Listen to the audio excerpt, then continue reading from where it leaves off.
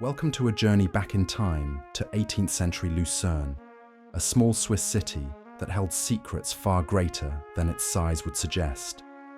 While most of Europe was consumed by wars and revolutions, this lakeside town remained frozen in medieval tradition. Using advanced AI technology, we have transformed 18th century engravings and paintings into photorealistic scenes.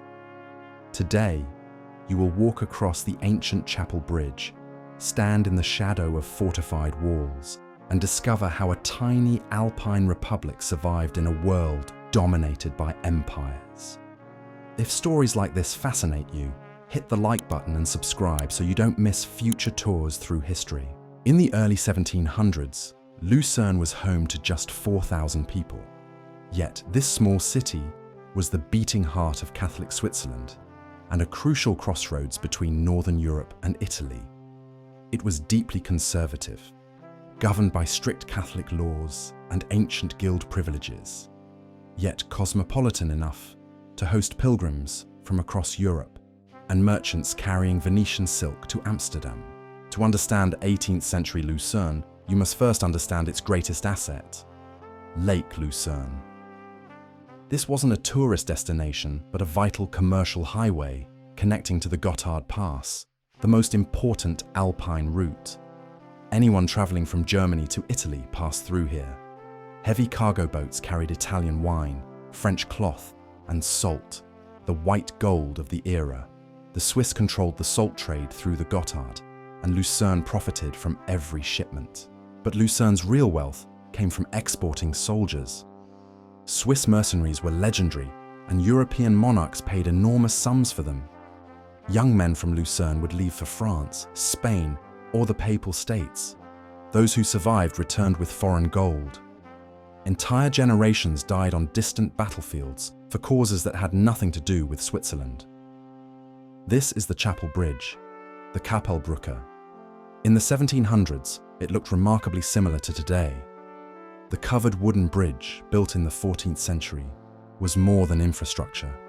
Its interior panels depicted scenes from Swiss history and Catholic saints, a visual history book for the largely illiterate population. Walking across in 1725, you would hear German, French, Italian, and Latin mixing in the crowds. You would smell the river below, used as both water source and sewer. To understand Lucerne, you must understand its relationship with the Catholic Church. While much of Europe was divided between Protestant and Catholic regions after the Reformation, Lucerne remained fiercely loyal to Rome. The city had been at the center of Swiss Catholic resistance during the religious wars of the 16th century. By the 1700s, this devotion had only intensified. The Jesuit Church, completed in 1677, dominated the skyline. Its twin towers and Baroque facade were a statement. Lucerne was a Catholic fortress. Inside, gold, marble, and painted ceilings filled the space. The Jesuits ran the city's most important school, educating elite sons in Catholic orthodoxy and Latin. Religion wasn't just spiritual, it was political. The city government was composed entirely of Catholic men from old guild families. To hold any position of power, you had to prove your Catholic loyalty. Protestant books were banned, Protestant travelers were tolerated, but watched carefully. Lucerne was still surrounded by its medieval walls. The Musegg Wall, with its 9 towers, protected the city. Guards watched for approaching armies or fires that could destroy entire neighborhoods. Inside the walls, the city was a maze of narrow streets and tall, painted buildings. They twisted and turned, following medieval property lines. Buildings leaned over the streets, their upper floors nearly touching, blocking out sunlight. The old town square, the corn-market, was the commercial heart. Farmers sold produce, bakers and butchers shouted prices, and the city fountain provided water for wealthy households. Beneath this bustling surface, Lucerne was a city of rigid hierarchy. The guild system controlled everything. Want to bake bread? Join the Bakers' Guild. Work as a carpenter? Get approval from the Carpenters' Guild. These guilds regulated trades, marriages, and citizenship itself. Only men from established families could become full citizens. and only citizens could vote or hold office. The vast majority, servants, labourers, immigrants, had no political rights. They lived at the mercy of the patrician families who had ruled for generations.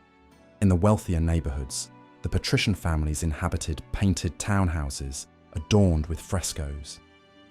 They hosted dinners featuring Italian wine and spoke French among themselves, considering it more refined than Swiss German. This elite was tiny, perhaps 20 families, but they monopolised the city council, courts, and military positions. Yet tensions were building. By the mid-17th century, Enlightenment ideas seeped in from France and Germany. Books by Voltaire and Rousseau were smuggled into the city, read secretly by curious merchants. These ideas of natural rights and religious tolerance threatened everything the elite stood for. But change came slowly. Unlike Paris, there was no sudden revolution. The old order held firm through the 18th century. Not until French revolutionary armies arrived in 1798 did old Lucerne truly fall.